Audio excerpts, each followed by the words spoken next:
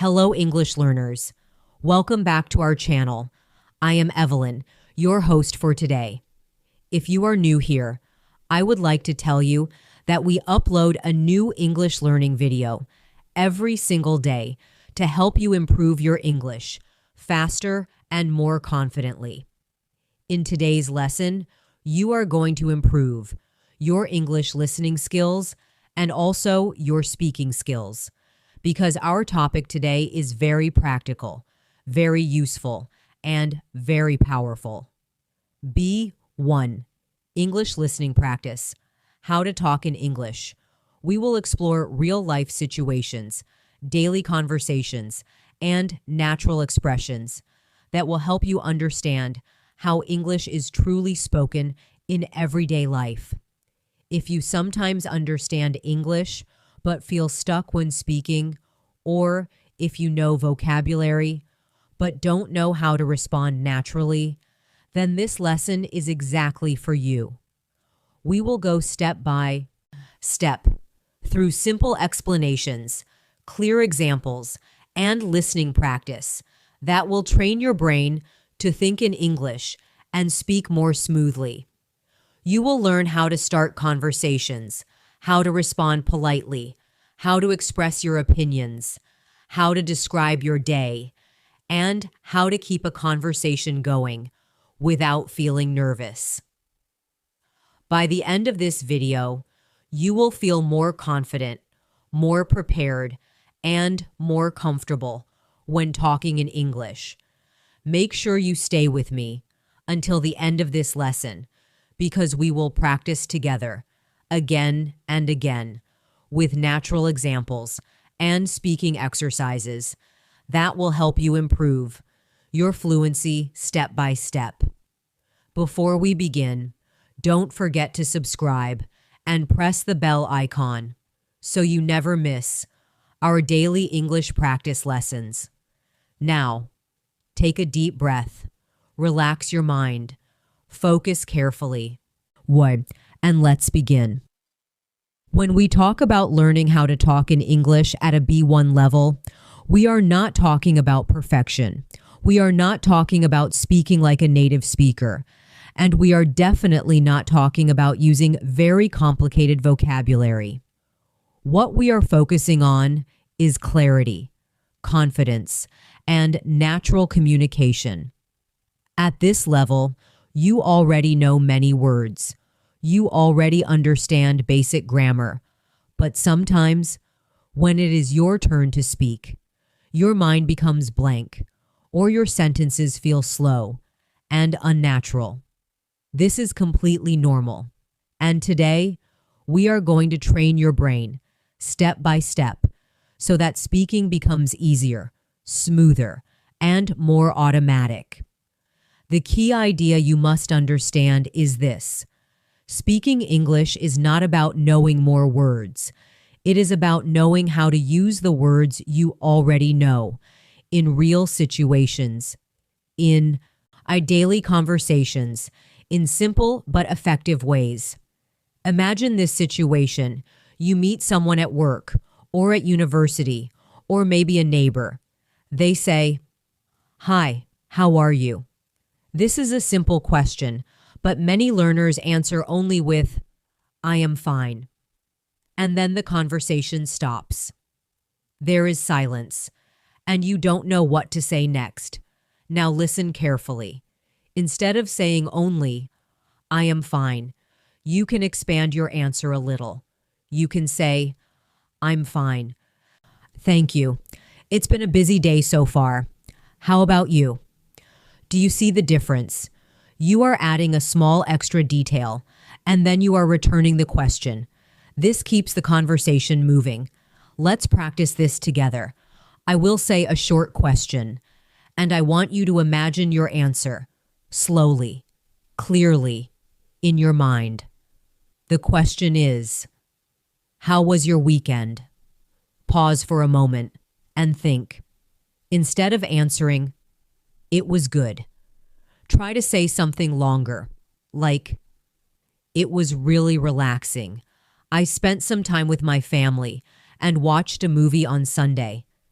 This answer is still simple, but it sounds more natural, more complete.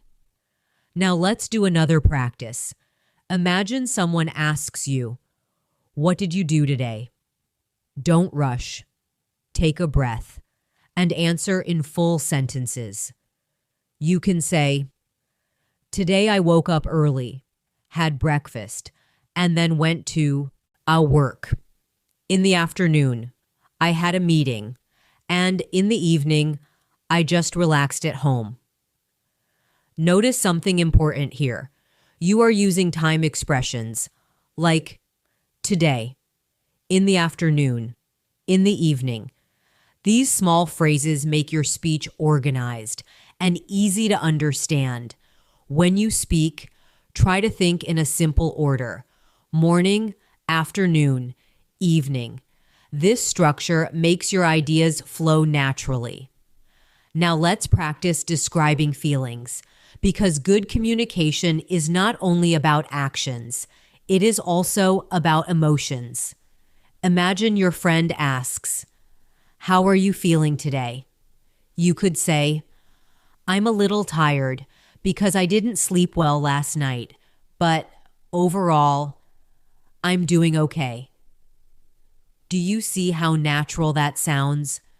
You are giving a reason. You are connecting your feeling with an explanation.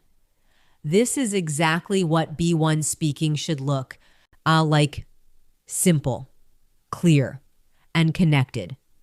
Let's slow down and practice one more example. I will give you a situation, and you respond in your mind. You arrive at work late, and your colleague asks, "Why are you late?"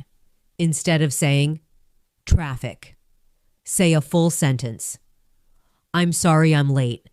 There was a lot of traffic this morning, and my bus arrived late." When you add small linking words like because and so, your speech becomes smoother. These connecting words are extremely important. They are simple, but powerful. Now I want you to practice speaking about your plans, because conversations often include future ideas. Imagine someone asks, "What are you going to do this weekend?" You can answer, "I'm going to visit my cousin on Saturday, and on Sunday.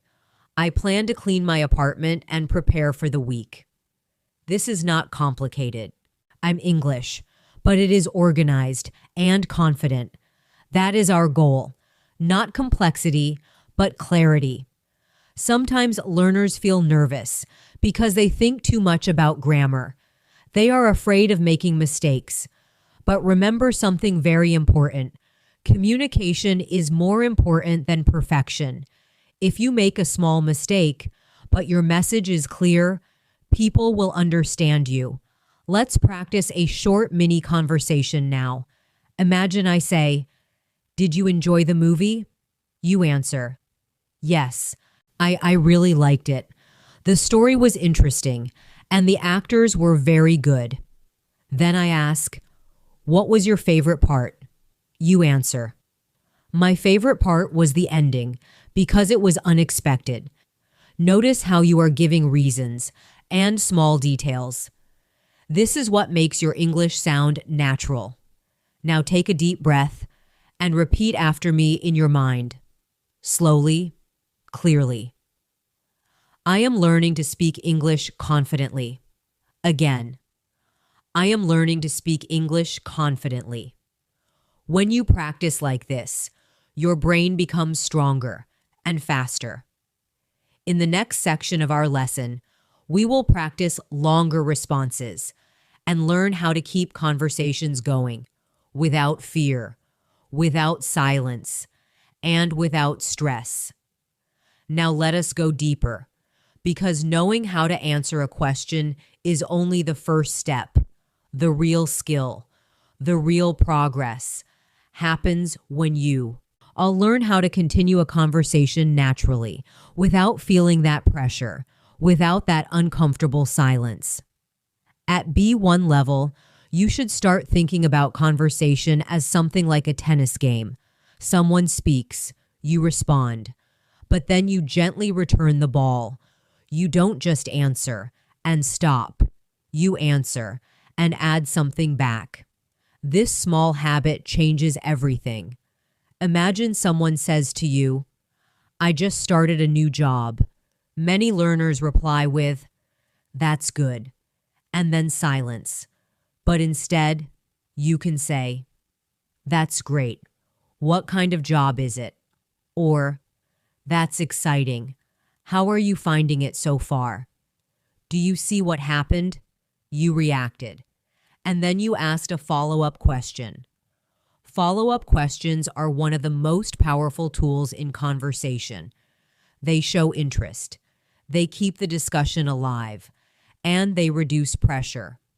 Because now the other person speaks again. Let's practice this together. I will give you a statement, and you create a follow-up question in your mind, slowly, clearly.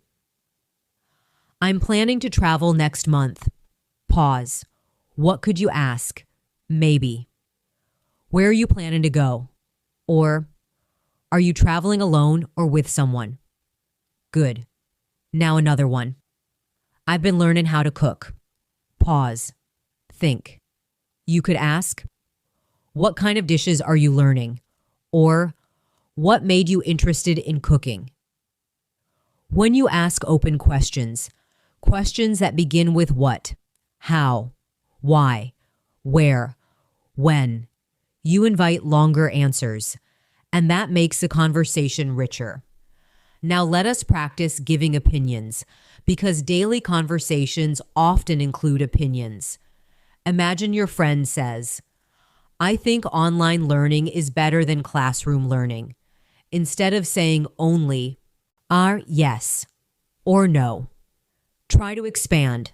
You can say, "I see your point, but I think classroom learning is more interactive because you can ask questions immediately." Or, "I agree to some extent, but it depends on the subject." These small phrases, like, "I see your point," "I agree to some extent," "in my opinion," "from my perspective," make your English sound mature, balanced, and thoughtful. Now pause for a moment and repeat in your mind, "In my opinion," again, "from my perspective." One more time. "I agree to some extent." Practice these phrases slowly so they become natural in your speech. Let's move to another daily situation, describing problems, because sometimes conversations are not only positive, sometimes you need to explain a difficulty. Imagine you are talking to a colleague and you say, "I'm having trouble finishing this, a project." They ask, "What seems to be the problem?" Instead of saying, "It's difficult," explain more clearly. You can say, "The instructions are not very clear, and I'm not sure what the client expects, so I feel a bit confused." Notice how you describe the situation and your feeling. This gives the listener a full picture. Now practice this situation. Imagine your friend asks, "Why are you stressed lately?" Pause. Think carefully. You might say, "I've had a lot of responsibilities at work recently, and I haven't had much time to rest, so I'm feeling a bit overwhelmed." This is natural. B1 level speaking, connected ideas, simple grammar, but meaningful communication. Another very important skill is describing experiences, especially past experiences, because people often ask about them. Imagine someone asks, "Have you ever tried on something completely new?" Don't panic. Take a breath and answer slowly. You could say, "Yes, last year I tried hiking for the first time. At first, I was nervous because I wasn't very fit, but in the end, I really enjoyed it." Notice the structure: beginning, feeling, result. This structure makes storytelling easy. Let's practice a short storytelling exercise. I will guide you step by step. First sentence. Describe when it happened. Last weekend. Pause. Complete it in your mind. Second sentence. Describe what happened. I decided to. Pause. Third sentence. Describe how you felt. At first, I felt. Pause. Fourth sentence. Describe the result. In the end. Pause. When you practice like this, your brain learns patterns, and patterns create fluency. Now I want you to imagine a real conversation. You meet a friend after a long time. They say, "It's been a while. What have you been up to?" Instead of saying, "Nothing much," try something more descriptive. You could say, "It has been a busy few months. I've been focusing on improving my English, and I also started exercising regularly." Do you hear the difference? Nothing much closes the door, but a detailed answer opens it. Confidence in speaking does not come from speaking fast. It comes from speaking clearly and adding small, meaningful details. Let's practice another mini dialogue. I say, "Do you prefer working alone or in a team?" You answer, "I prefer working in a team because I enjoy sharing ideas and learning from others. However, sometimes I like working alone when I need to concentrate." This balanced answer shows flexibility and maturity. Now breathe slowly and repeat silently. I can speak English clearly. Again, I can organize my thoughts. One more time. I am improving step by step. Remember, improvement is not sudden. It is gradual. Every sentence you practice builds your confidence. Every conversation makes you stronger. Now let us move into one of the most important parts of daily communication: small talk. Many learners think small talk is not important, but in reality, small talk is the doorway to every meaningful conversation. It is how conversations begin. It is how relationships grow. And it is how you feel more comfortable speaking English in real life. Small talk usually happens in simple situations: at work, in a classroom, at a store, at a bus stop, or even online. It is not about deep topics. It is about light, friendly, and easy communication. Imagine you enter your workplace and you see your colleague. You can say, "Good morning. How's everything going?" This is natural and friendly. If they answer, "Pretty good, just a bit busy," you can respond, "I understand. It's been quite a busy week for me too." Notice what you did. You connected to their answer. You showed understanding. That is how small talk flows. Let's practice another situation. You are waiting in line at a coffee shop. The person next to you says, "It's really crowded today." Instead of only nodding, you can say, "Yes, I didn't expect it to be this busy. Maybe everyone needed coffee this morning." Do you see how natural that sounds? It is simple, but friendly. Now let's practice small talk about the weather, because this is one of the most common topics. Imagine someone says, "It's getting colder these days." You can respond, "Yes, I've noticed that too. I think winter is coming earlier this year." Or, if it is hot, you can say, "The heat is intense today. I've been trying to stay indoors as much as possible." These responses are not complicated, but they are complete and expressive. Now pause and repeat slowly in your mind. "I've noticed that too." Again, "It seems like." One more time. "I think this year These short phrases help you react naturally in conversation. Let us now move to polite conversation, because being polite in English is very important, especially in professional situations. Imagine you need help from a colleague. Instead of saying, "Help me with this," you can say, "Could you please help me with this task when you have a moment?" Do you hear the difference? It sounds respectful and professional. Now imagine someone helps you. Instead of saying only, "Thanks," you can say, "Thank you so much. I really appreciate your help." These extra words show gratitude and build positive relationships. Let's practice another situation. You are in a meeting and you want to share your idea. You can begin with, "I'd like to share my thoughts on this." Or, "If I may add something." These phrases make you sound confident but polite. Now imagine someone disagrees with you. Instead of reacting emotionally, you can say, "I understand your perspective, but I see it a little differently." This shows maturity and good communication skills.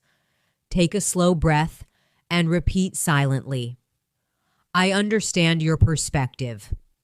Again, "If I may add something." Practice these until they feel natural. Now let us practice handling unexpected questions, because sometimes someone asks you something and you are prepared. For example, someone suddenly asks, "What are your long-term goals?" You might feel nervous, but instead of panicking, use structure. Start with a general idea. "In the long term, I'd like to continue improving my skills." Then add a small detail, especially in communication and teamwork. Finally, add a reason, because I believe these skills are essential for growth. This structure helps you answer calmly, even when the question feels big. Let's practice another unexpected question. What motivates you? You could say, "I'm motivated by personal growth. I enjoy learning new things and seeing progress over time." Notice how you keep it simple, but meaningful. Now let us practice a short guided dialogue. Imagine I say, "What do you usually do after work?" You answer slowly, "After work, I usually take a short walk. Then I prepare dinner and spend some time reading or watching a series." Then I ask, "Why do you like walking?" You answer, "I like walking because it helps me relax and clear my mind after a busy day." You see, your answers are connected, logical, and easy to follow. Fluency is not about speaking quickly. It is about speaking in connected ideas. Now let's practice describing preferences. Imagine someone asks, "Do you prefer mornings or evenings?" You could say, "I prefer mornings because I feel more energetic and focused at that time.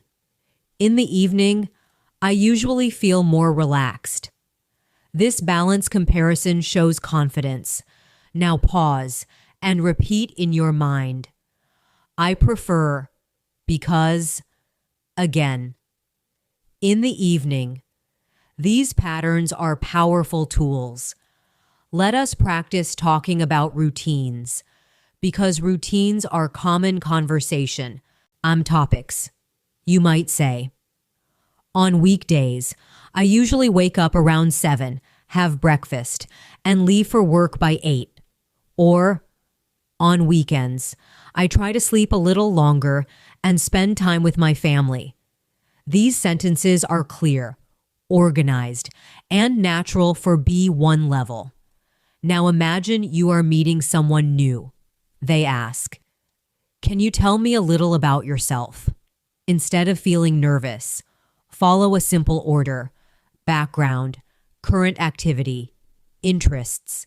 You could say, I work in marketing, and I've been in this field for 3 years. In my free time, I enjoy reading and learning languages. Simple, structured, confident. Take another slow breath and remind yourself. I can handle conversations. Again, I can respond calmly. Every time you practice, your fear becomes smaller and your confidence becomes stronger.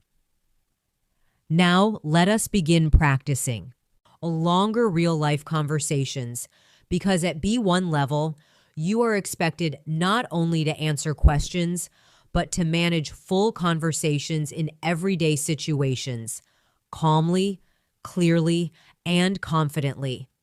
Imagine you walk into a clothing store. You are looking for a jacket. A shop assistant approaches you and says, "Can I help you?" Instead of saying only, "Just looking," you can respond with something more natural. "I'm looking for a light jacket, something comfortable for everyday use." The assistant may then ask, "What size are you looking for?" You can answer, "I usually wear a medium, but I'd like to try it on to be sure."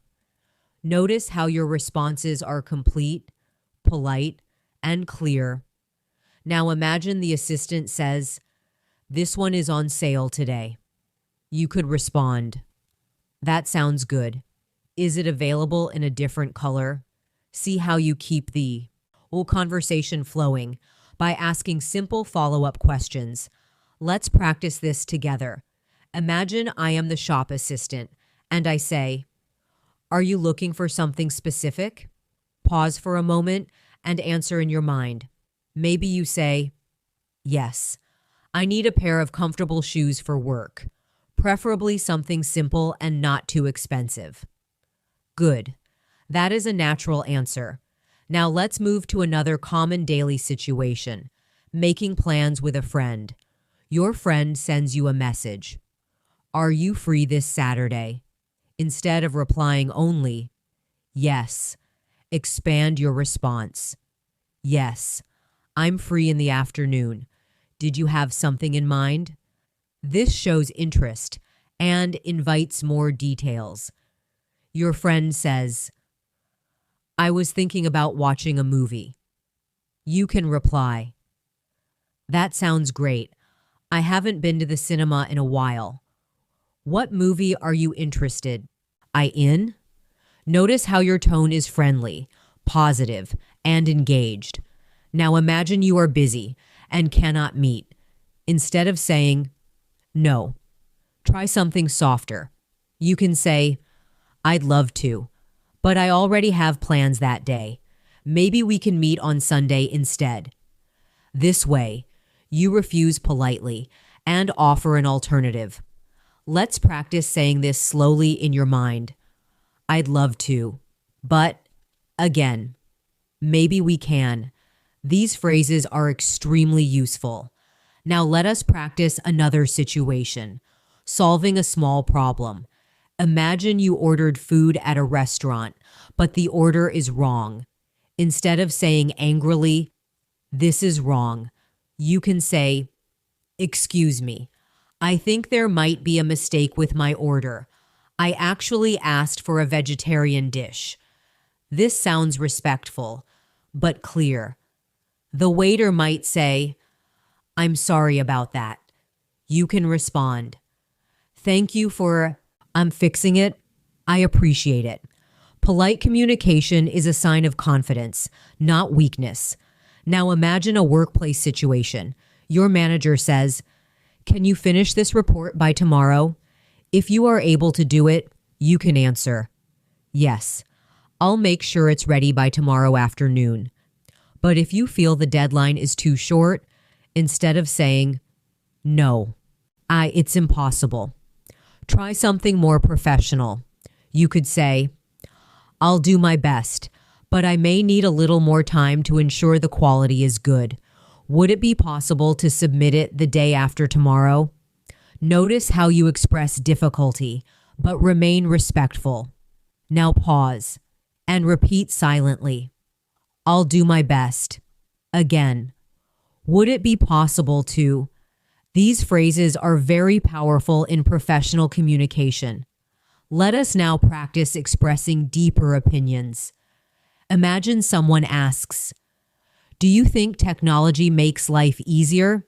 Instead of answering quickly, take a moment and structure your idea.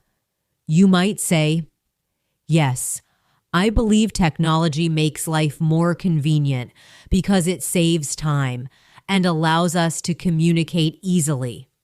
However, I also think it can create stress if we depend on it too much."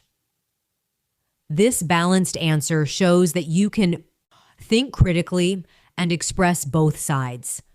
Now let us practice a longer guided conversation. I say, "What do you usually do to relax?" You answer slowly, "To relax, I usually listen to music or go for a short walk. It helps me clear my mind." I then ask, "Why is relaxation important for you?" You respond, "I think relaxation is important because it helps reduce stress and improves my focus." You see how your ideas connect logically. Now I want you to practice describing a typical day in more detail. Start with, "On a typical weekday." Pause. Continue in your mind. You might say, "On a typical weekday, I wake up at 7, prepare breakfast, and check my messages before leaving for work. During the day, I focus on my tasks, and in the evening, I try to spend some quality time with my family." This kind of detailed description builds fluency. Let's now practice handling a disagreement in a calm way. Imagine your friend says, "I think working from home is better than working in an office." You could reply, "I understand why you feel that way, but personally, I prefer working in an office because I enjoy face-to-face communication." You are not arguing, you are expressing. That is confident communication. Take another deep breath and remind yourself, "I can express my ideas clearly." Again, "I can handle daily conversations." The more you practice, the more automatic your responses become.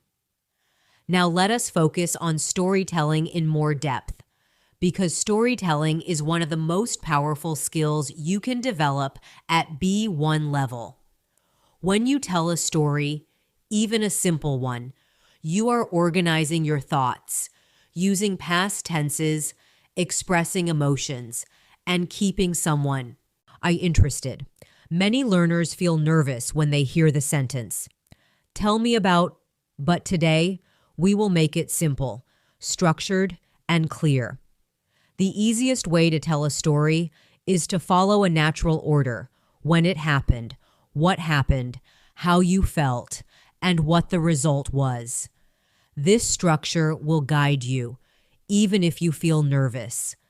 Imagine someone asks you, "Can you tell me about a memorable day in your life?"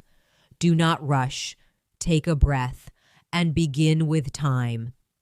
You might say, "One of the most memorable days in my life was when I graduated from university.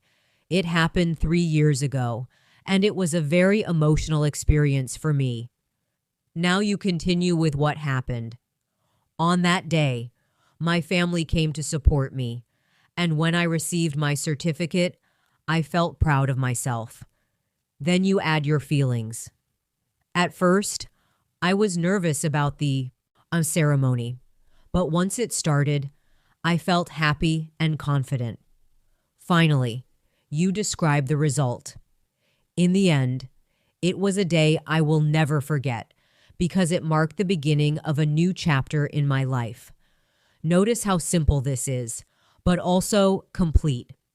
Now let us practice together. I will guide you step by step. Start with this sentence in your mind. "Last year, I experienced something new." Pause. Complete the idea. Now continue. "At first, I felt." Pause. Now say, after some time, pause. Finally, in the end, pause. This pattern is extremely helpful. Now let us practice describing a challenge because conversations often include difficulties. Imagine someone asks, "Have you ever faced a difficult situation at work?" You could respond, "Yes. Last year I had to manage a project with a very tight deadline. At first, I felt stressed, because there was a lot of pressure. However, I organized my time carefully and asked my team for support. In the end, we completed the project successfully." Do you see how you are showing growth? You describe the problem and then the solution. Now take a slow breath and repeat silently. At first, again, however, one more time. In the end, these connectors help you tell stories clearly. Let us now practice talking about future goals, because people often ask about plans, dreams, and ambitions. Imagine someone asks, "Where do you see yourself in 5 years?" Instead of feeling uncomfortable, follow a clear structure. You might say, "In 5 years, I hope to have developed my professional skills further. I would like to take on more responsibilities and possibly lead a small team. Personally, I also hope to travel more and continue improving my English." This answer is realistic, organized, and confident. Now practice saying in your mind, "In the future, again, I hope to." These phrases are very useful for talking about goals. Let us practice another storytelling exercise. Imagine you went on a short trip recently. I want you to describe it step by step. Begin with, "Last month, I went to," pause, then continue. "The place was," pause. Now add feelings. "I felt," pause. Then finish with, "Overall, it was," pause. When you practice storytelling slowly, your brain builds stronger speaking patterns. Now let us move to expressing experiences with have ever, because this is common in conversations. Imagine someone asks, "Have you ever tried public speaking?" You might answer, "Yes, I have. I gave a short presentation at work last year. I was nervous at first, but after a few minutes, I started to feel more comfortable." Or if the answer is no, you can say, "No, I haven't tried it yet, but I would like to, because I think it would help me become more confident."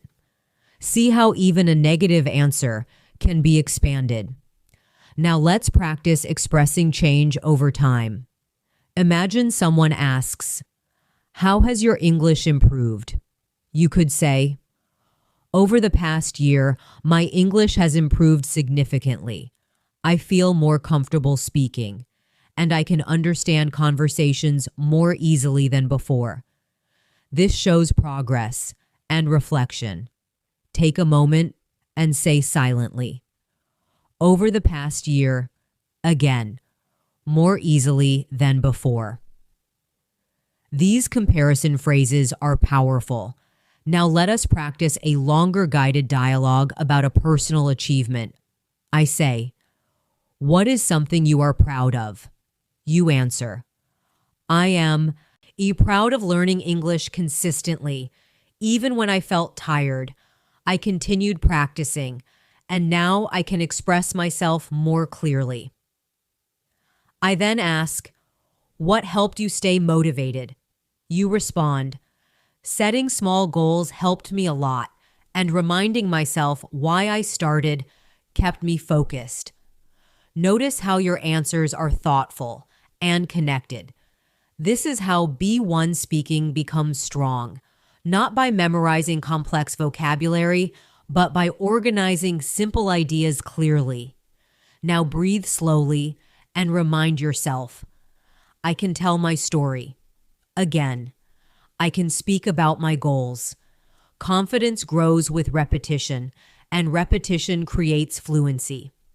Now let us focus on expressing opinions in a deeper and more structured way. Because at B1 level, you are expected not only to answer questions, but also to explain what you think and why you think that way. When you can, and express your opinion clearly, people take you seriously, and conversations become more meaningful. Many learners say, "I think it's good," or "I don't like it," and then stop. But today, we are going to train your brain to go one step further, to add reasons, examples, and small explanations. Imagine someone asks you, "Do you think social media has a positive impact on society?"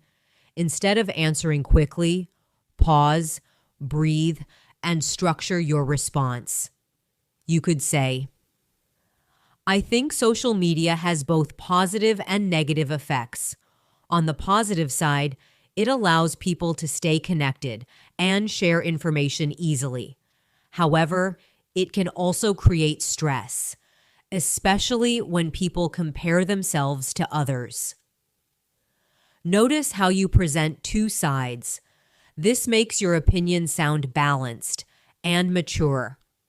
Now practice this structure in your mind. On the one hand, pause. On the other hand, pause. These phrases help you compare ideas naturally. Let us try another topic. Imagine someone asks, "Do you prefer living in a big city or a small town?" You might respond, "Personally, I prefer living in a big city because there are more opportunities for work and entertainment. However, I understand why some people prefer small towns, since they are usually quieter and less stressful." Do you see how you express your preference, but also respect another perspective? Now take a slow breath and repeat silently. Personally, I prefer, again. However, these linking words are extremely important for fluent speaking. Let us now practice comparing experiences. Imagine someone asks, "Is studying alone better than studying in a group?" You could say, "In my experience, studying alone allows me to focus better because I can work at my own pace. On the other hand, studying in a group can be helpful when we share ideas and solve problems together." This comparison makes your answer richer. Now pause and think about your own opinion on this topic. Say it slowly in your mind. Add at least one reason and one contrast. Good. This is how your speaking becomes stronger. Let us move to another important skill, giving advice. People often ask for advice in daily life, and at B1 level, you should be able to respond clearly. Imagine a friend tells you, "I feel nervous before presentations." Instead of saying, "Don't worry," you can say, "You could try practicing in front of a mirror or recording yourself." It might also help to prepare your main points clearly, so you feel more confident. Notice how you use could and might. These modal verbs make your advice sound polite, not commanding. Now practice silently. You could try. Again, it might help to. These phrases are very useful in real conversations. Let us try another advice situation. Your friend says, "I'm thinking about changing my job, but I'm not sure." You could respond, "If I were you, I would think carefully about the pros and cons. It's important to consider what makes you happy and what opportunities the new job offers." This answer sounds thoughtful and supportive. Now pause and repeat in your mind, "If I were you." Again, it's important to. These expressions build confidence. Let us now practice discussing advantages and disadvantages. Imagine someone asks, "What are the advantages of working from home?" You might say, "One advantage of working from home is flexibility. You can manage your time more freely and avoid long commutes. However, one disadvantage is that it can feel isolating and it may be harder to separate work from personal life." Do you see the pattern? Advantage, explanation, disadvantage, explanation. Now practice this structure in your mind with a different topic, maybe online shopping or learning a new language. Use the same pattern: advantage, explanation, disadvantage, explanation. Good. This repetition trains your brain. Let us now move into a longer guided discussion. I say, "Do you think learning English is important nowadays?" You answer slowly, "Yes, I believe learning English is very important nowadays because it opens up more job opportunities and allows communication with people from different countries. In addition, much information online is in English, so it helps us access knowledge more easily." Notice how you add more than one reason. This makes your response stronger. I then ask, "What challenges do learners usually face?" You respond, "Many learners struggle with speaking because they are afraid of making mistakes. Others find listening difficult, especially when native speakers talk quickly." You see how you explain clearly and logically. Now take a deep breath and remind yourself, "I can explain my ideas." Again, "I can compare different opinions." The more you practice structured responses, the more natural they become. Let us finish this part with one more exercise. Imagine someone asks, "What makes a good friend?" Take a moment and answer slowly in your mind. You might say, "In my opinion, a good friend is someone who listens carefully and supports you during difficult times." Trust and honesty are also very important because they build a strong relationship. Simple words, clear structure, meaningful message. This is exactly what B1 speaking should feel like. Now let us focus on something very important in real conversations: handling misunderstandings, asking for clarification, and reacting naturally when you do not understand something clearly. Because in real life, conversations are not perfect. Sometimes people speak too fast, sometimes you miss a word, and sometimes you simply need more explanation. This is normal, and confident speakers know how to manage these situations calmly. Many learners feel embarrassed when they do not understand, but there is nothing wrong with asking politely. In fact, asking for clarification shows that you are engaged in the conversation. Imagine someone explains something quickly, and you are not sure you understood everything. Instead of staying silent, you can say, "Sorry, could you repeat that, please?" Or, "I'm not sure I understood. Could you explain that again?" These sentences are polite, simple, and very natural. Now repeat silently in your mind. "Could you repeat that, please?" Again. "Could you explain that again?" Practice them slowly so they become automatic. Let us imagine another situation. Someone uses a word you do not know. Instead of pretending you understand, you can say, "Sorry, what does that word mean?" Or, "Could you clarify what you mean by that?" This shows confidence, not weakness. Now let us practice reacting when you misunderstood something. Imagine your colleague says, "The meeting is at 3, but you heard free, and you feel confused." You can respond, Sorry, did you? On say 3 o'clock. This is called confirming information. It prevents mistakes and keeps communication clear. Take a breath and repeat silently. Did you say? Again, just to confirm. These phrases are extremely useful. Now let us move to expressing emotions more clearly. Because at B1 level, you should go beyond simple words like happy, sad, or angry. You can add small explanations to make your feelings clearer. Imagine someone asks, "How did you feel about the exam?" Instead of saying, "I was nervous," expand it.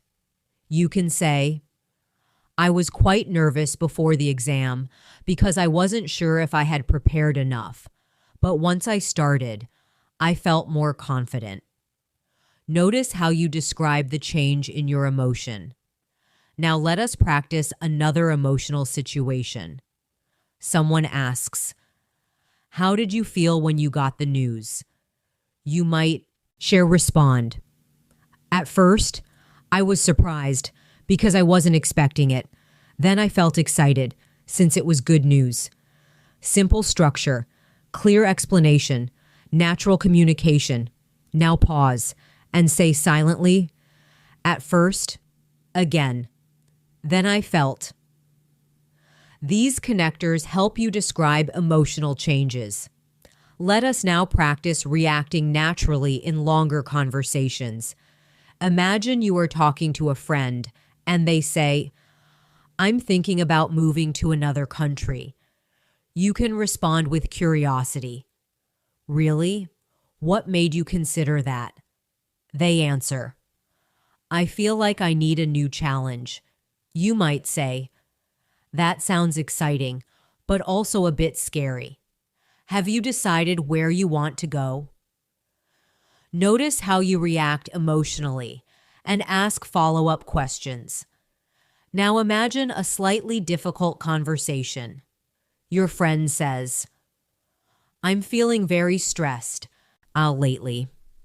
Instead of giving quick advice, you can first show empathy. You might say, "I'm sorry to hear that. Do you want to talk about what's been bothering you?"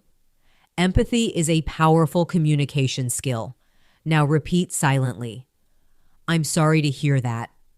Again, "Do you want to talk about it?" These phrases create trust and connection. Let us practice handling a misunderstanding in a guided dialogue. I say, "The project deadline has been moved." You respond, "Sorry, has it been moved to an earlier date or a later one?" This shows you are clarifying details. I reply, "It's been extended by 2 days." You say, "That's good to know. Thank you for letting me know." See how calm and clear this sounds. Now let us practice expressing agreement and disagreement in a natural tone. Imagine someone says, "I think people spend too much time on their phones." If you agree, you can say, "Yes, I agree. Sometimes it feels like we are always connected, and it can be exhausting." If you partly disagree, you can say, "I see what you mean, but I think phones can also be useful, especially for communication and learning." This balanced reaction keeps conversations respectful. Now pause and repeat silently, "I see what you mean." Again, sometimes it feels like these phrases make your speech smoother. Let us now practice describing a situation where you had to explain something clearly. Imagine someone asks, "Can you explain how this machine works?" You could respond, "Sure. First you press this button. Then you wait for the screen to light up. After that, you select the option you need and follow the instructions." Notice how you use sequencing words. First, then, after that. These are extremely helpful in explanations. Now repeat silently, "First, Then, after that, when you use these words, your explanations become organized. Take a slow breath and remind yourself, it is okay not to understand everything. Again, I can ask for clarification. Communication is not about perfection. It is about connection. Now let us move into longer daily life conversations that last several minutes. Because real communication is not only about short answers, it is about maintaining a natural flow, responding with details, and showing interest throughout the interaction. At B1 level, you should be able to speak for a longer time about familiar topics, especially daily routines, personal habits, experiences, and simple reflections about life. Let us begin with a detailed conversation about your daily routine. Oh, because this is one of the most common topics in English. Imagine someone asks you, what does a typical weekday look like for you? Do not rush your answer. Take a slow breath and organize your thoughts in order. You might say, on a typical weekday, I usually wake up around 7 in the morning. The first thing I do is check my phone briefly. Then I get ready for the day. After that, I have breakfast, which is usually something simple like toast and coffee. By 8, I leave for work or start working from home. Now continue naturally. During the morning, I focus on my most important tasks because that's when I feel the most productive. Around lunchtime, I take a short break and sometimes go for a quick walk. In the afternoon, I attend meetings or finish smaller tasks. By the evening, I usually feel a bit tired, so I try to relax. Maybe watch a series, read a book, or talk to my family. Notice how you are speaking in a natural sequence: morning, afternoon, evening. This structure makes your speech organized and easy to follow. Now pause and describe your own weekday in your mind. Slowly, clearly. Try to speak for at least 1 full minute without stopping. Good. That is how fluency develops. Now let us practice describing changes in routine. Imagine someone asks, has your routine changed recently? You could respond, yes. Recently, my routine has changed quite a bit because I started a new job. I now wake up earlier and I have to commute to the office, which takes about 30 minutes. At first, it felt tiring, but now I'm getting used to it. You see how you combine past and present and explain the reason for the change. Now let us move to a guided conversation about hobbies. I say, what do you like to do in your free time? You answer slowly. In my free time, I enjoy doing activities that help me relax. For example, I like listening to music, especially in the evening. It helps me clear my mind after a long day. I also enjoy learning new skills, like improving my English, because it makes me feel productive. I then ask, how did you become interested in that hobby? You respond, I became interested a few years ago when a friend introduced me to it. At first, I didn't think I would enjoy it, but over time, it became something I look forward to. Notice how you describe the beginning and the development. Now take a slow breath and repeat silently. At first, again, over time. These phrases help you describe progress. Let us now practice a deeper conversation. How about personal growth? Imagine someone asks, what is something you have improved recently? You might say, recently, I've improved my time management skills. In the past, I often felt overwhelmed because I didn't plan my day properly. However, I started using a simple schedule, and now I feel more organized. This shows reflection and development. Now pause and think about something you have improved. Say it clearly in your mind. Include a past situation and a present improvement. Excellent. Let us practice another extended situation.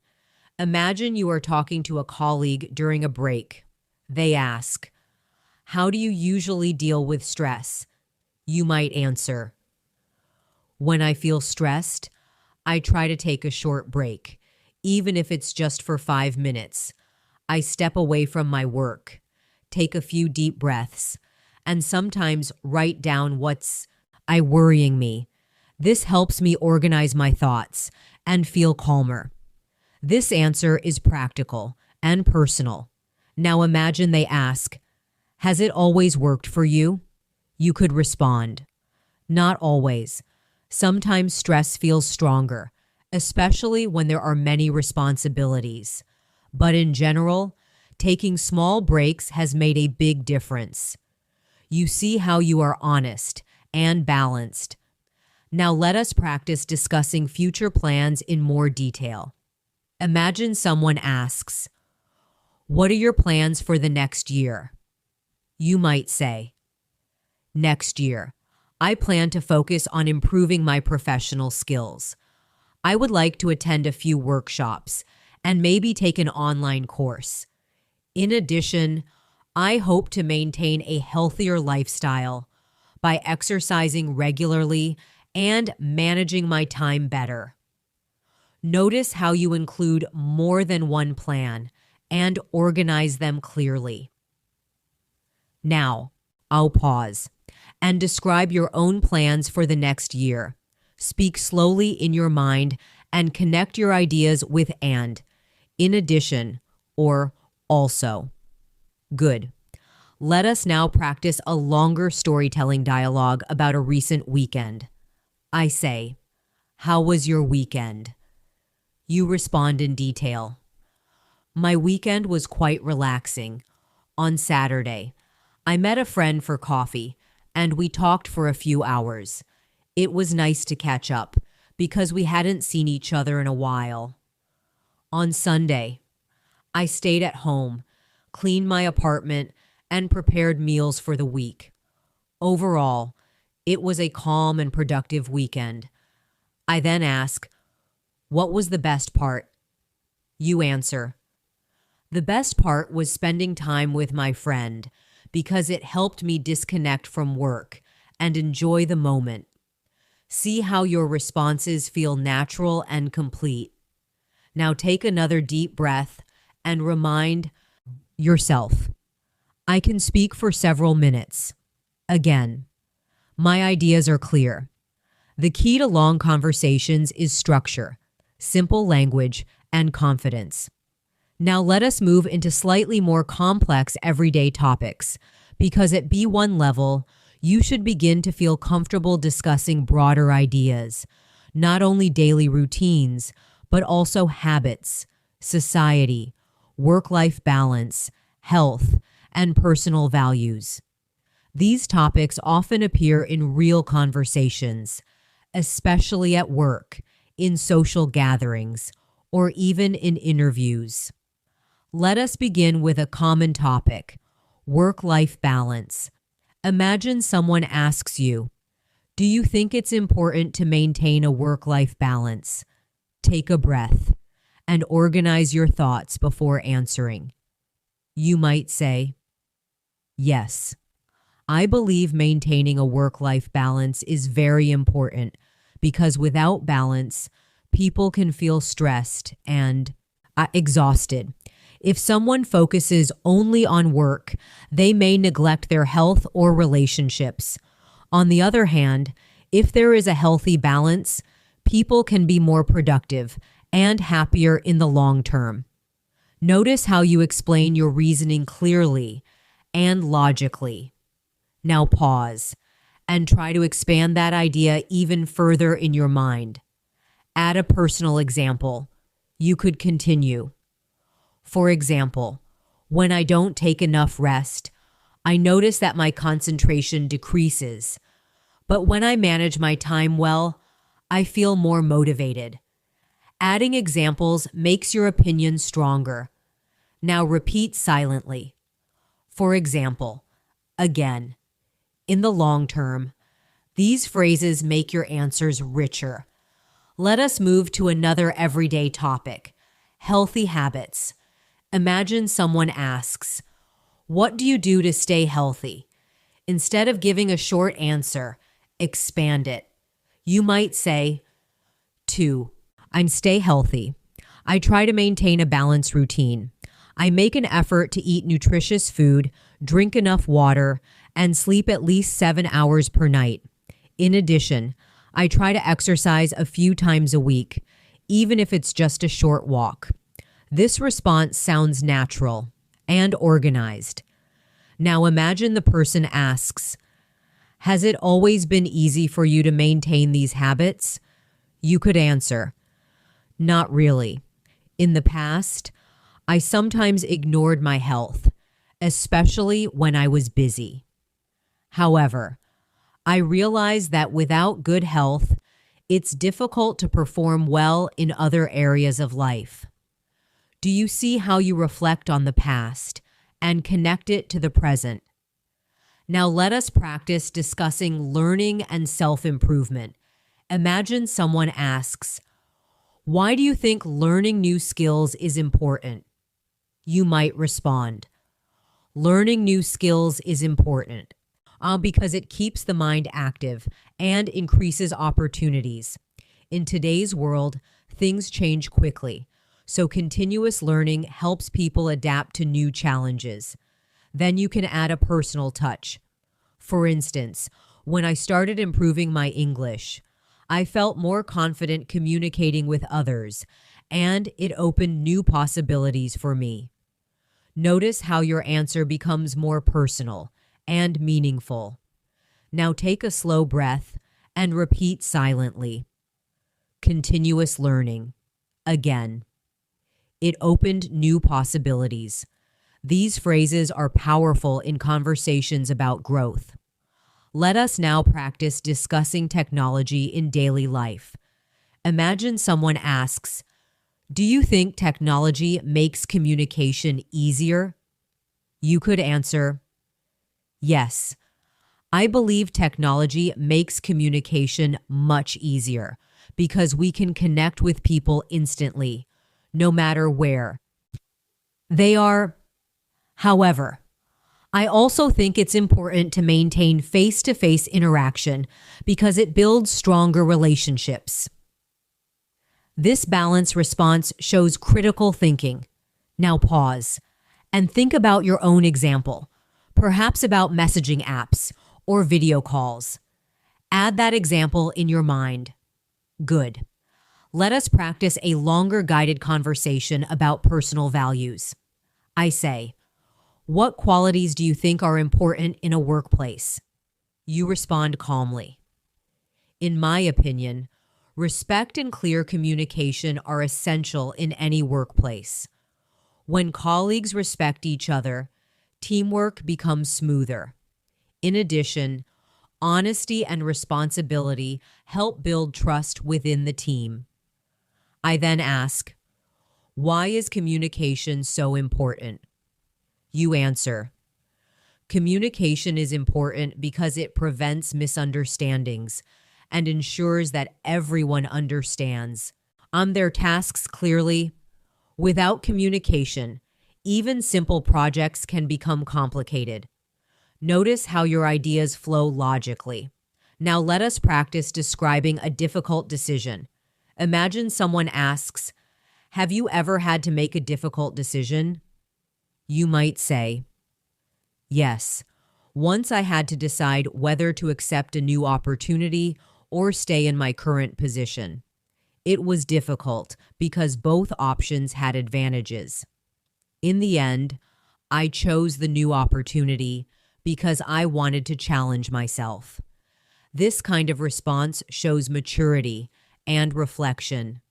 Now pause and tell a short story about a decision in your own life, even if it is small. Speak slowly in your mind and use connectors like because, however, and in the end. Excellent. Let us now practice expressing uncertainty because sometimes you are not completely sure about something. Imagine someone asks, "Do you think remote work will become permanent?" You might say, "I'm not entirely sure, but I think remote work will continue to grow because many companies have seen its benefits. However, I also believe some industries will prefer traditional offices." Notice how you express uncertainty politely. Now repeat silently, "I'm not entirely sure." Again, "I believe." These expressions help you sound thoughtful. Take a slow breath and remind yourself, "I can discuss complex topics." Again, "I can support my opinions with reasons." This is the difference between basic speaking and confident B1 speaking. Now let us build your speaking endurance, because at B1 level, one of the biggest challenges is not vocabulary. It is maintaining a conversation for several minutes without feeling lost, without repeating the same ideas, and without running out of things to say. Today, we will train that skill step by step. Let us imagine a semi-formal conversation, similar to a job interview or a professional discussion. I ask you, can you tell me about your strengths? Instead of answering in one short sentence, take your time and expand your idea. You might say, "One of my main strengths is organization. I like planning my tasks carefully and setting clear priorities. This helps me complete my work efficiently and avoid unnecessary stress. In addition, I consider myself adaptable because I can adjust to new situations and learn from challenges." Notice how you did not rush. You mentioned one strength, explained it, then added another. Now imagine I ask, "Can you describe a weakness?" Do not panic. This is common. You might say, "In the past, I sometimes tried to handle too many tasks at once because I wanted everything to be perfect.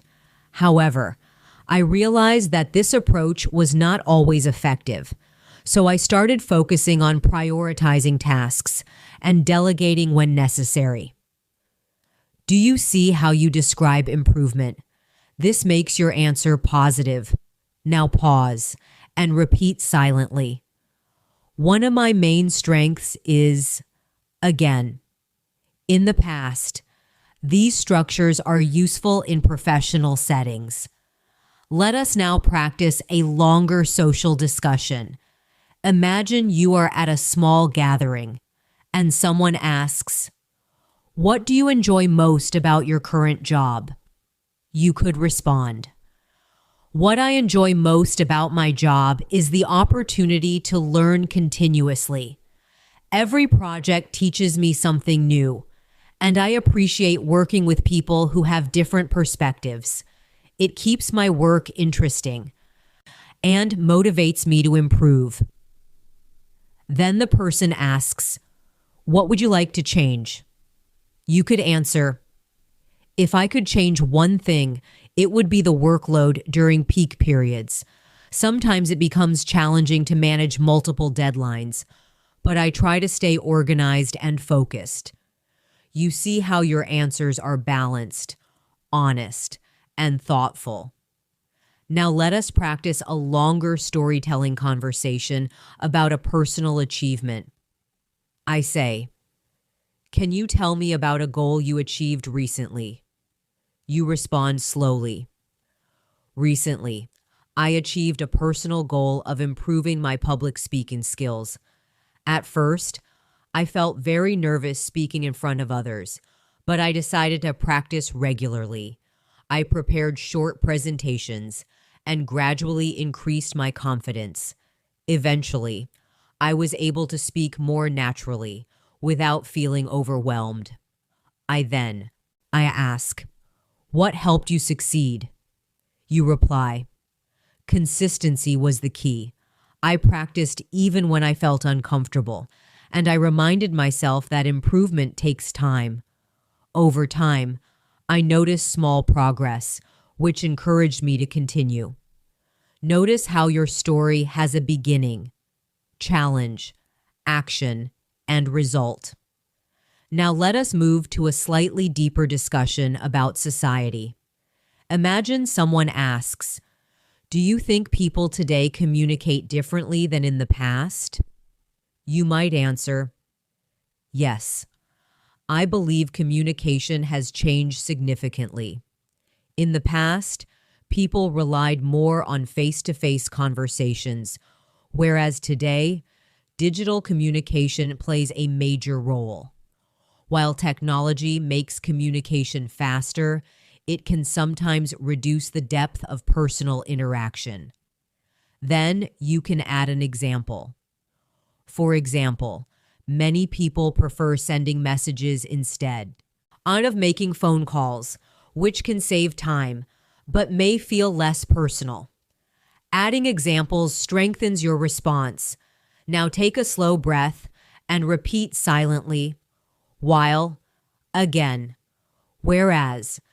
These contrast words help you compare ideas smoothly. Let us now practice a longer guided dialogue about problem solving. I say, describe a time when you had to solve a problem. You respond, there was a time when my team faced a delay in completing a project because some important information was missing. Instead of panicking, we organized a meeting, clarified responsibilities, and created a clear timeline. As a result, we managed to complete the project successfully. I ask, what did you learn from that experience? You answer, I learned that clear communication and teamwork are essential. Without collaboration, even small problems can grow. But with cooperation, solutions become easier to find. This shows reflection and growth. Now pause and tell a short problem-solving story in your mind. Use instead of, as a result, and I learned that. Excellent. Let us now practice sustaining a discussion about personal development. Imagine someone asks, what motivates you to improve yourself? You might respond, what motivates me most is the desire to grow. I believe that life is a continuous learning process, and every new skill adds value. When I see progress, even small improvements, it encourages me to continue working toward my goals. Then the person asks, how do you stay disciplined? You answer, I try to set realistic goals and break them into smaller steps. This makes large objectives feel more manageable and helps me stay consistent. Notice how you maintain the flow without rushing. Now take another deep breath and remind yourself, I can speak for several minutes confidently. Again, my ideas are connected and organized. Speaking for a long time is not about speed. It is about structure, clarity, and calm thinking.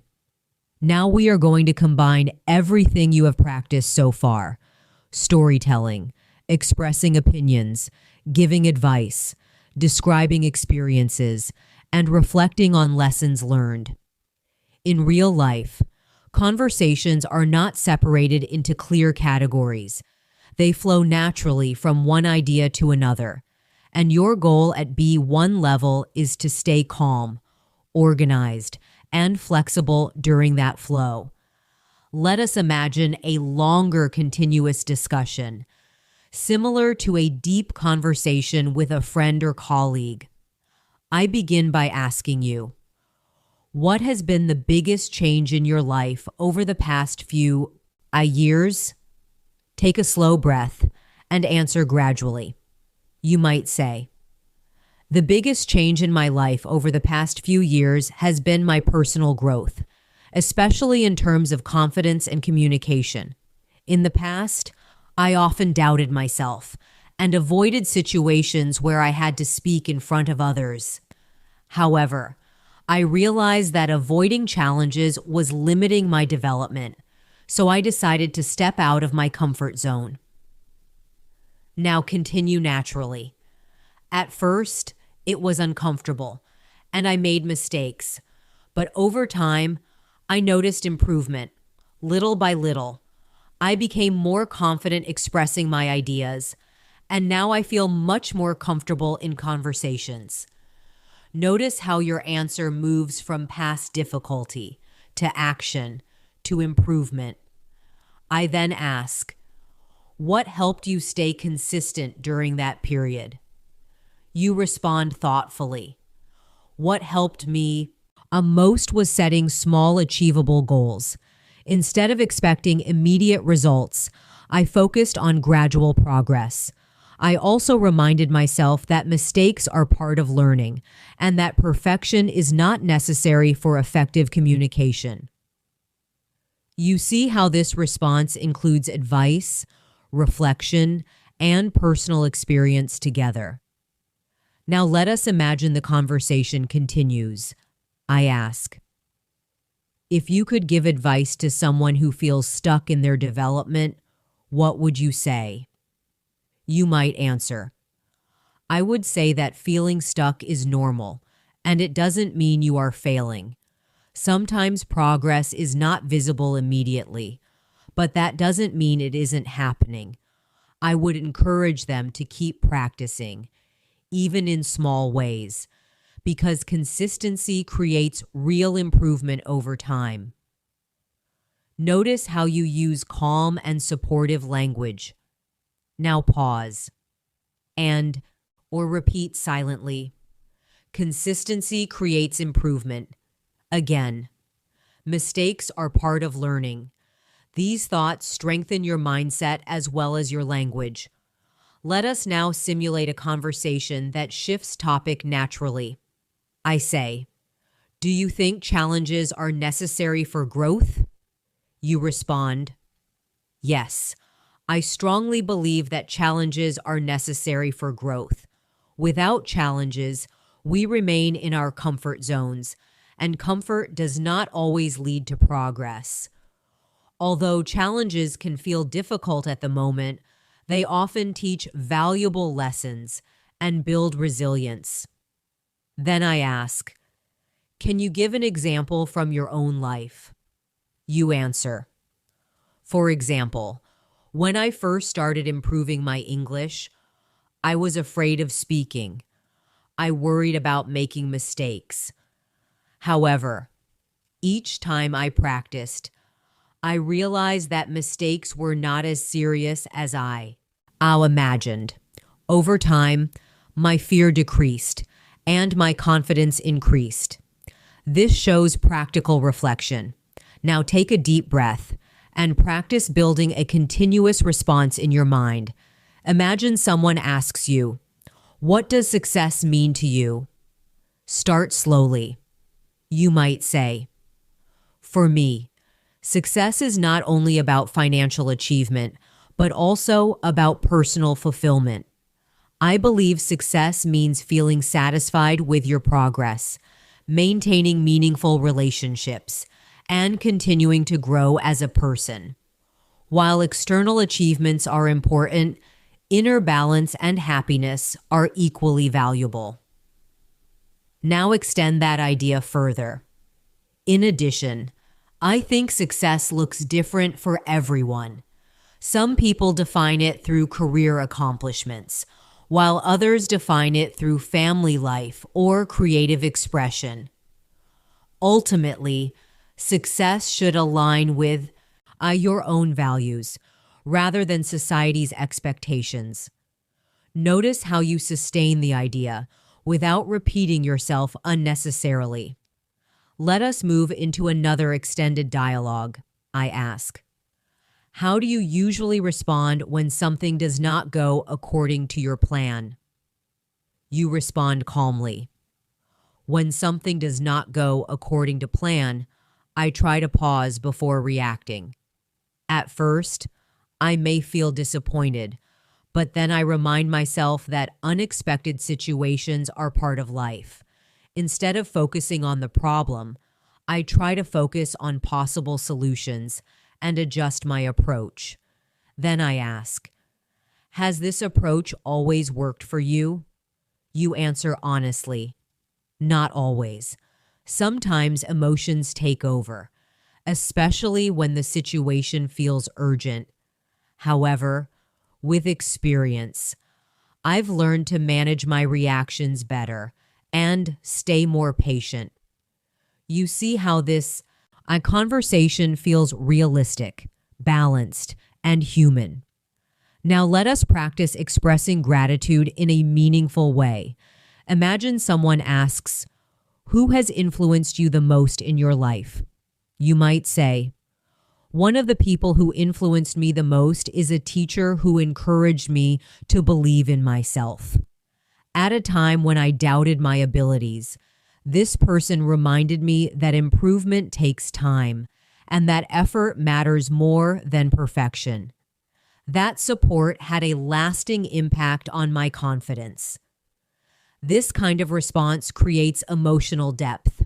Now take a moment and think about someone who influenced you.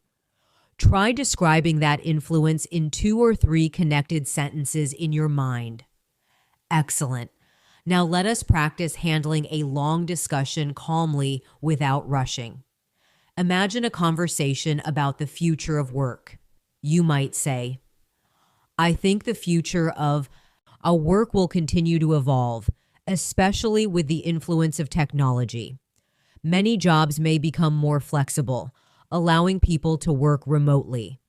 At the same time, new skills will become essential, such as adaptability, communication, and digital literacy. While change can be challenging, it also creates new opportunities. Notice how your tone remains calm, logical, and structured. Take another deep breath and remind yourself, I can maintain long conversations. Again, I can connect my ideas clearly. This is the heart of confident B1, speaking, steady thinking, structured responses, and emotional control. Now we are going to bring everything together in one extended, continuous conversation, just like a real-life discussion that moves naturally from one topic to another. This will help you build endurance, confidence, and smooth on transitions between ideas. Imagine you are sitting with a friend in a quiet cafe, and the conversation begins casually, but gradually becomes deeper. Your friend starts by asking, how have you been lately? You take a slow breath and answer calmly, I've been doing quite well, although the past few weeks have been busy. I've had several responsibilities at work, but I've also been trying to maintain a healthy routine. Overall, I feel balanced, even if some days are more challenging than others. Your friend responds, that sounds positive. How do you usually manage stress when things get busy? You continue naturally. When things get busy, I try to focus on one task at a time, instead of thinking about everything at once. I've learned that multitasking sometimes creates more pressure, so I prioritize tasks based on urgency and give myself short breaks to recharge. The conversation shifts slightly, and your friend asks, have you always been organized like that? You smile and reflect. Not really. In the past, I often felt overwhelmed because I didn't plan properly. I would delay important tasks and then feel stressed when deadlines approached. However, over time, I realize that small daily planning makes a big difference. Now, I feel more in control of my schedule. Your friend nods and says, "It sounds like you've grown a lot. What do you think helped you grow the most?" You answer thoughtfully, "I think what helped me grow the most was stepping outside my comfort zone. Whenever I avoided difficult situations, I stayed the same. But when I accepted challenges, even if I felt nervous, I learned something valuable. Growth doesn't always feel comfortable, but it is worth it." The discussion becomes more reflective. Your friend asks, "Do you think challenges are necessary for everyone?"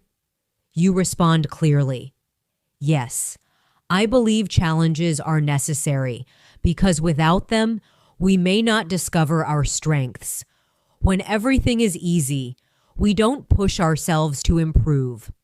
Of course, challenges should not be overwhelming, but they should encourage progress." The conversation turns toward future plans. Your friend says, "What are you hoping to achieve in the next few years?" You pause briefly, then answer, "In the next few years, I hope to continue improving both professionally and personally. Professionally, I would like to develop stronger leadership and communication skills. Personally, I want to maintain balance, prioritize my health, and continue learning new things. I believe growth should happen in all areas of life, not just one." Your friend becomes curious. "What motivates you to keep learning?" You respond sincerely, "What motivates me most is the feeling of progress. When I notice even small improvements, it gives me energy to continue. I also believe that learning keeps life interesting and opens doors to opportunities that might not have been possible before." The conversation moves to a broader topic. Your friend asks, "How do you define success?" You take your time and answer calmly, "For me, success is not only about achievements or recognition, it's about feeling fulfilled and knowing that I am growing as a person. Success means maintaining strong relationships, staying true to my values, and continuing to improve step by step. Even small achievements can feel meaningful if they align with personal goals." Your friend reflects for a moment, then asks, "What advice would you give to someone who feels unsure about their future?" You respond in a supportive tone, "I would tell them that uncertainty is normal, especially during periods of change. It's okay not to have everything figured out immediately. I would encourage them to focus on small actions and explore different opportunities. Over time, clarity often comes through experience rather than immediate answers." The conversation becomes lighter again.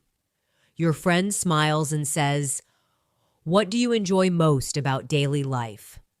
You answer naturally, "I enjoy simple moments like having a calm morning, drinking coffee quietly, or having meaningful conversations with friends. Sometimes we focus too much on big achievements and forget that small daily experiences create happiness as well." Your friend laughs gently and says, "That's true. What helps you stay positive on difficult days?" You reflect and answer, "On difficult days, I try to remind myself that challenges are temporary. I focus on what I can control, rather than worrying about what I cannot change. I also try to practice gratitude, even for small things, because it shifts my perspective." The discussion gradually comes to a thoughtful pause. You conclude naturally, "At the end of the day, I believe communication is about honesty, reflection, and connection. When we express our thoughts clearly, listen carefully, and respond calmly, conversations become meaningful and growth becomes possible. Now pause for a moment and imagine yourself speaking in this conversation smoothly, confidently, without rushing. Notice how your ideas flow from one topic onto another without feeling forced. Take a slow breath and repeat silently. I can express my thoughts clearly. Again, I can maintain long conversations.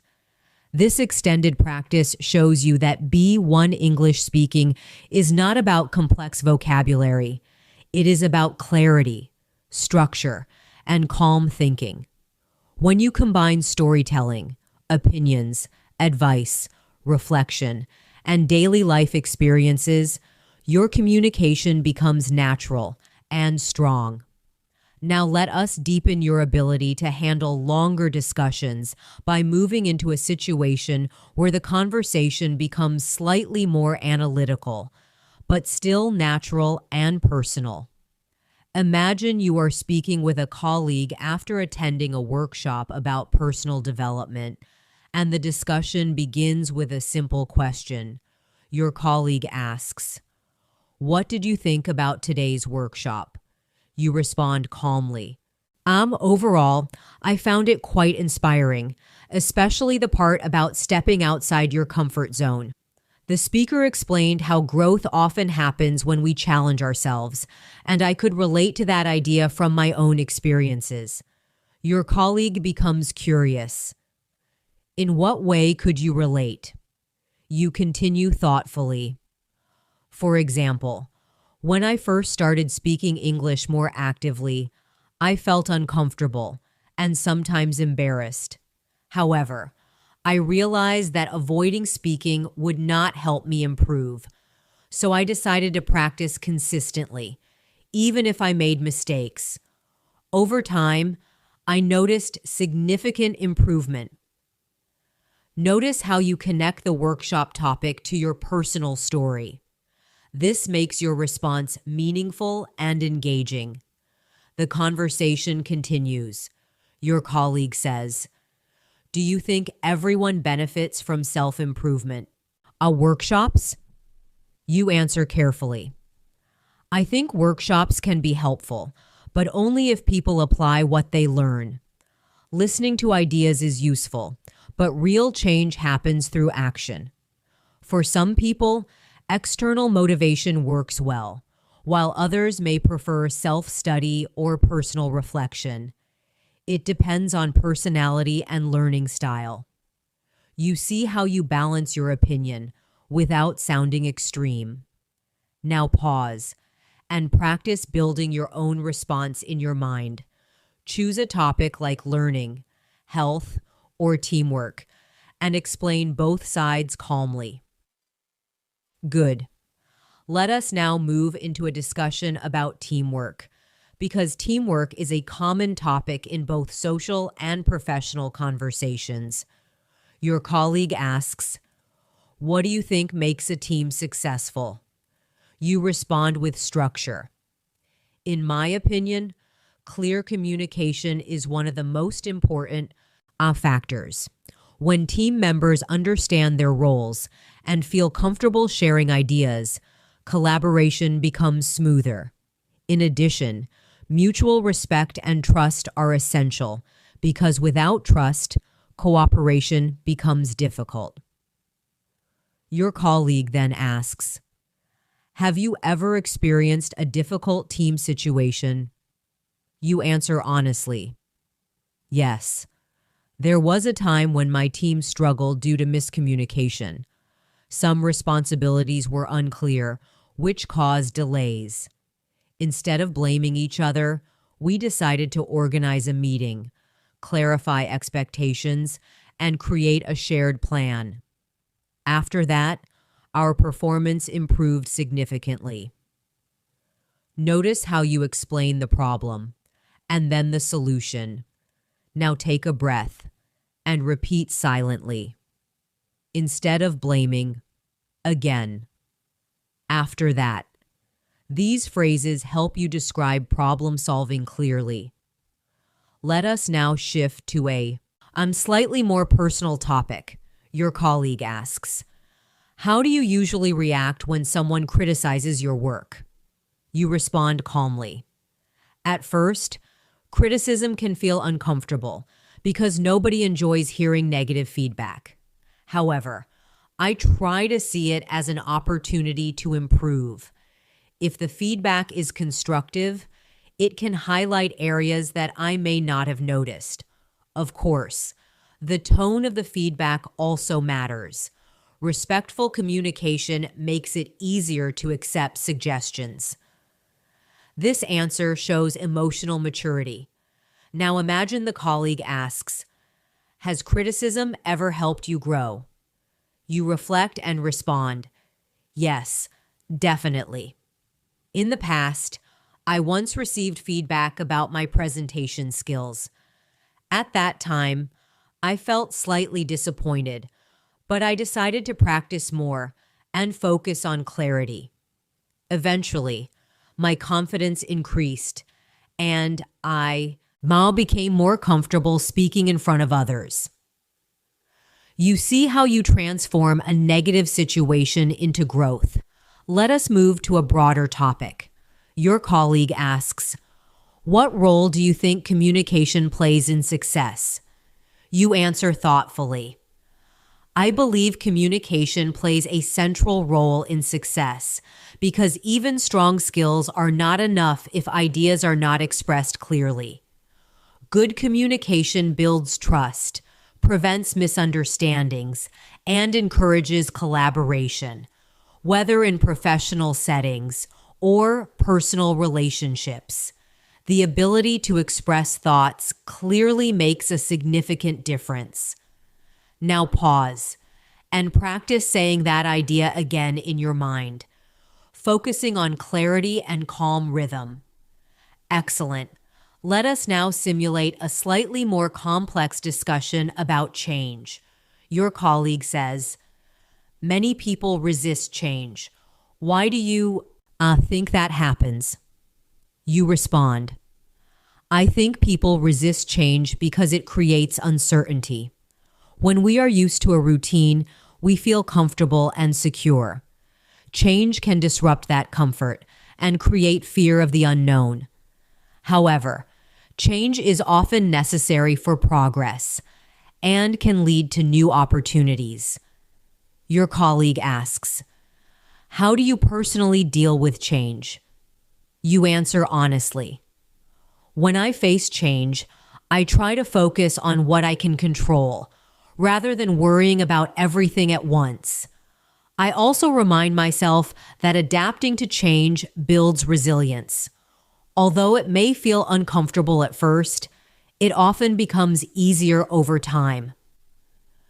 Notice the calm tone and structured reasoning.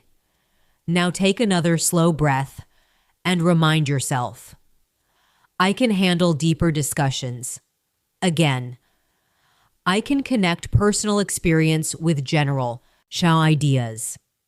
This ability shows that your B1 speaking skills are becoming stronger, more flexible, and more confident. Now let us move into one final extended flowing conversation where everything blends naturally. Daily life, reflection, emotion, opinion, advice, and future vision. Imagine you are having a meaningful evening conversation with a close friend. The discussion begins lightly, but gradually becomes deeper and more thoughtful. Your friend looks at you and asks, do you ever think about how much you've changed over the past few years? You pause for a moment and answer slowly. Yes, I actually think about that quite often.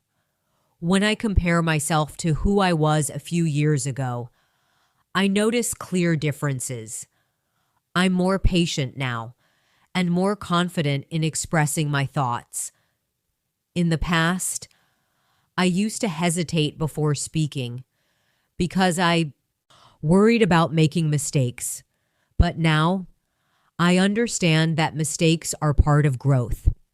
Your friend smiles and says, "What do you think caused that change?" You respond thoughtfully, "I think the change happened gradually, through small experiences. Every challenge I faced taught me something. Every conversation I practiced helped me become clearer, and every mistake showed me where I could improve. Growth didn't happen overnight, but it happened consistently." Your friend then asks, "Was there a specific moment that helped you realize you were improving?" You reflect for a second and reply, "Yes. There was a moment when I realized I could speak confidently in a discussion without overthinking every sentence. That moment felt important, not because I was perfect, but because I felt comfortable. And that comfort showed me our progress." The conversation becomes slightly more philosophical. Your friend says, "Do you think personal growth ever truly stops?" You answer calmly, "I don't believe growth ever truly stops because life constantly presents new situations, new challenges, and new lessons. As long as we remain open to learning, growth continues, even if it happens slowly. Sometimes growth is visible, and sometimes it's internal, but it's always there."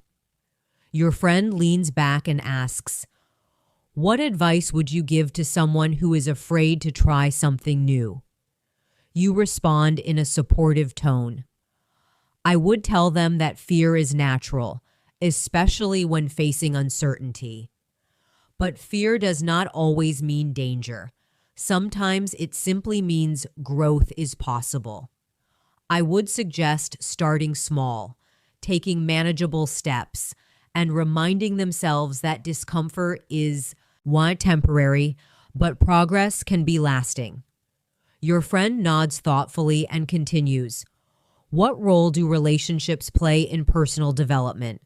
You answer sincerely, "Relationships play a huge role because the people around us influence our mindset, our habits, and our confidence. Supportive relationships encourage growth, while negative ones can limit it. That's why it's important to surround yourself with people who motivate you and believe in your potential."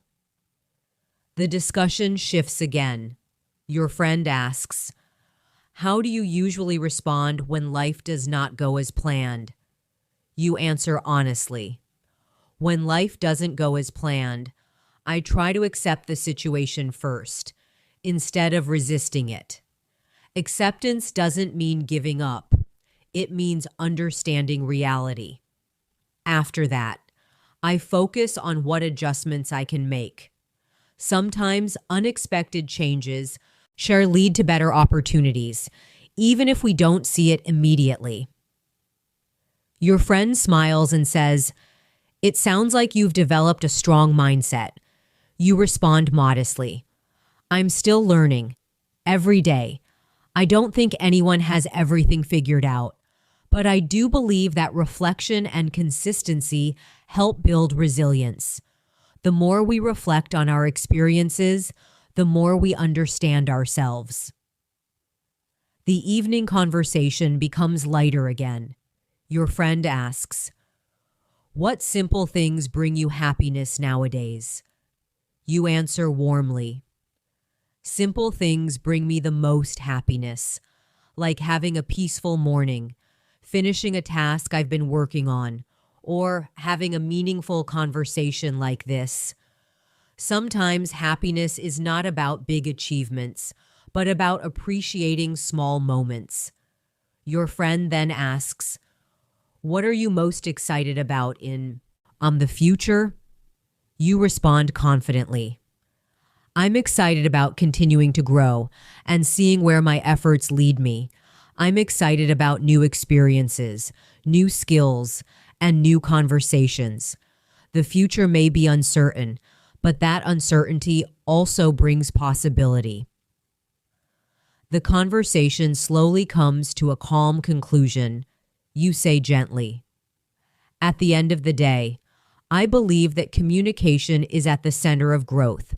When we express ourselves honestly, listen actively, and stay open to learning, we build stronger connections and stronger confidence.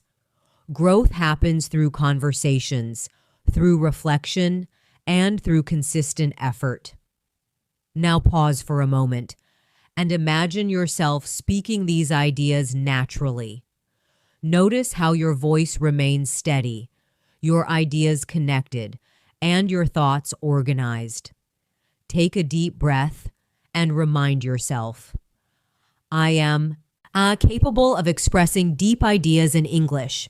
Again, my voice matters. You have practiced storytelling, reflection, structured opinions, advice, emotional expression, and future planning. All of these skills together create confident B1 communication.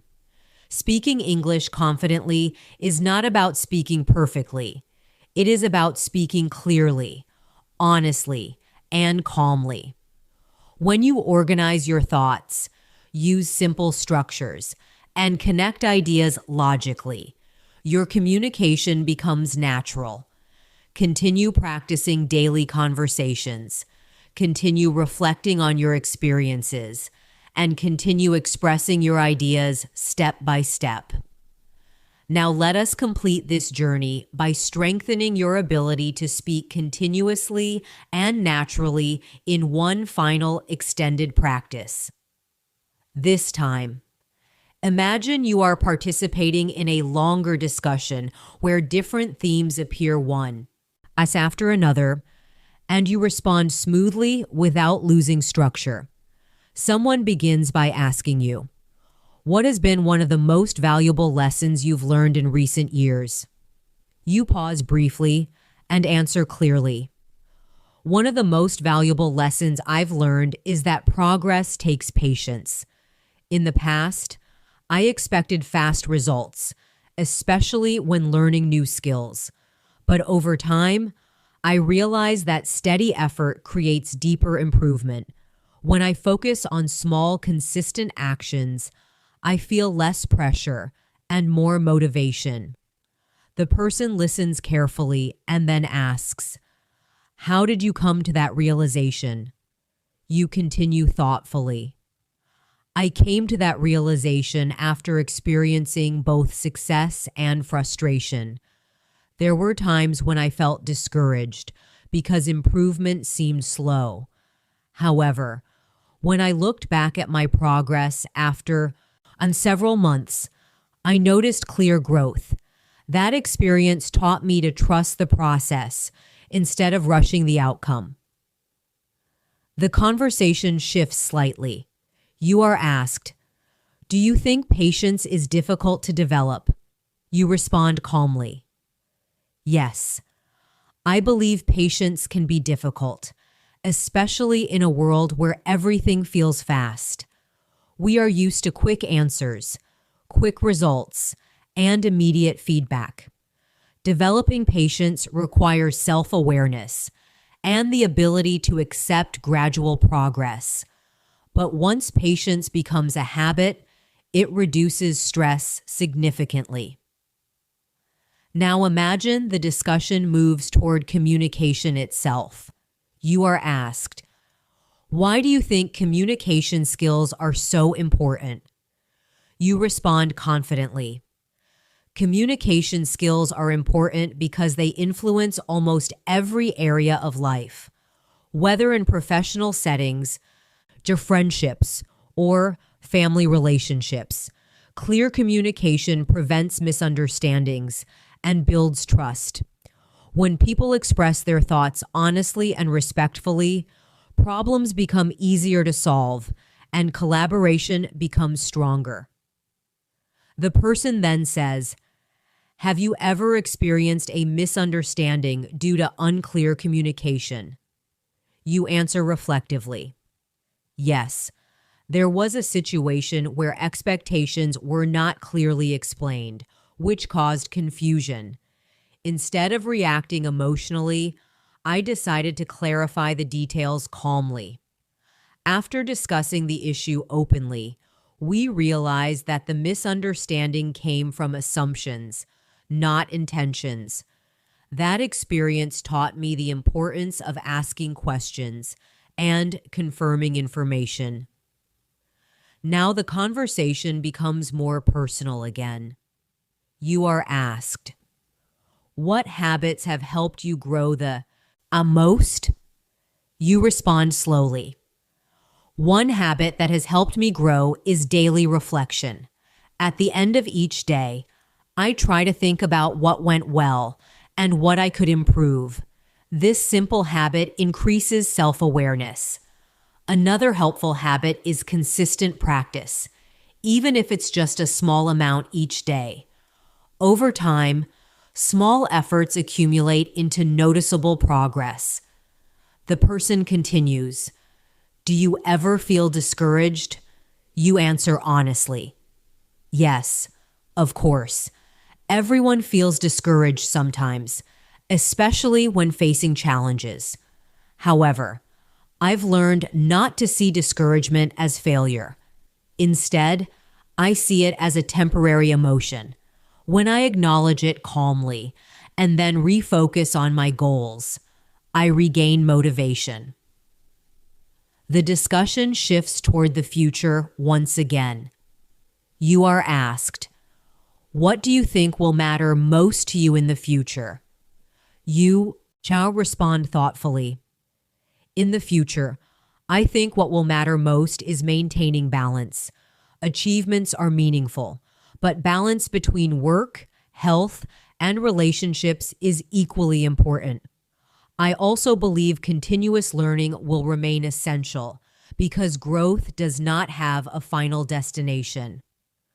The person nods and asks one final question. If you could summarize your mindset in one idea, what would it be? You pause gently and answer clearly. My mindset can be summarized in one idea: steady growth through consistent effort. I believe that small daily improvements, clear communication, and openness to learning create lasting progress. Perfection is not necessary, but persistence is powerful. Now take a moment to imagine yourself speaking these ideas naturally, without hesitation. Your thoughts are connected, your sentences are structured, and your tone is calm. You have practiced responding to everyday questions, describing experiences, expressing emotions, giving advice, discussing abstract ideas, and sustaining extended conversations. All of these skills together form confident, B1 communication. Remember, fluency is built through repetition, reflection, and real usage. The more you practice speaking in complete sentences, the more natural it becomes. The more you organize your thoughts before answering, the clearer your responses feel. Take one final deep breath and say silently to yourself, I am capable of speaking clearly in English. Again, I am improving every day. Thank you so much for spending your time with me today and for practicing your English with focus and dedication. I truly appreciate your effort because choosing to improve yourself every single day is not always easy, but it is always worth it. Today, you practice speaking in full sentences, expressing your ideas clearly, organizing your thoughts calmly, and maintaining longer conversations with confidence. That is real progress. Even if it doesn't feel perfect, even if you made small mistakes while practicing, remember that growth happens through repetition, not perfection. If you felt challenged at certain moments, that is a good sign, because challenge means you are stretching your ability and stretching creates strength. Keep practicing these patterns. Keep building longer responses, and keep speaking out loud whenever you can. The more you use English actively, the more natural it becomes. Be patient with yourself. Celebrate small improvements and trust the process. Every sentence you speak, every idea you express, and every conversation you attempt makes you stronger than you were yesterday. I am proud of the effort you made today, and I encourage you to continue practicing consistently. Stay confident, stay curious, and most importantly, keep speaking. I will see you in the next lesson, where we will continue building your fluency step by step. Until then, keep practicing and believe in your progress.